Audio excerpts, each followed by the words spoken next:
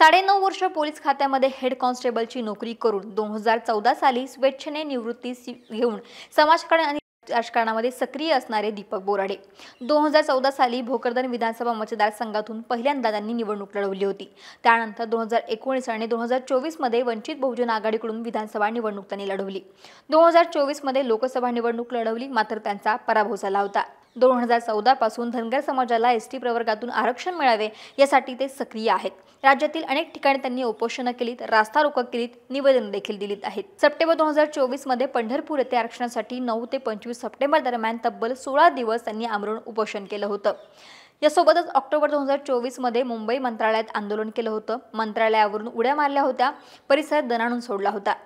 November 2023 मध्ये जालना येथे हजारोंच्या मोर्चाचं नेतृत्व दीपक बोराडे यांनी केलं होतं, मात्र मोर्चाला हिंसक वळण मिळालं। यावेळी जालना जिल्हाधिकारी कार्यालय फोडलं गेलं, येथील गाड्या फोडल्या गेल्या आणि त्यामुळेच हे आंदोलन आक्रमक झालं होतं।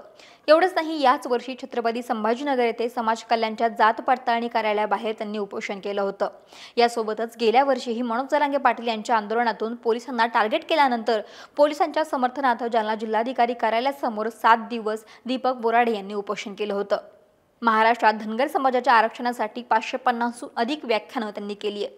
सप्टेंबर 2025 मध्ये जालना शहरातील पुण्यश्लोक अहिल्यादेवी होळकर यांच्या नियोजित स्मारकाच्या ठिकाणी 17 सप्टेंबर पासून ते आमरण उपोषण करतायत।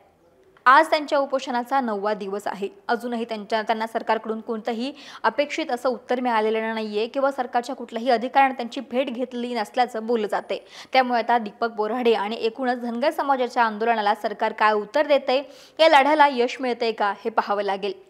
याबाबत माहिती दिली आमचे प्रतिनिधी विष्णू नाझरकर यांनी।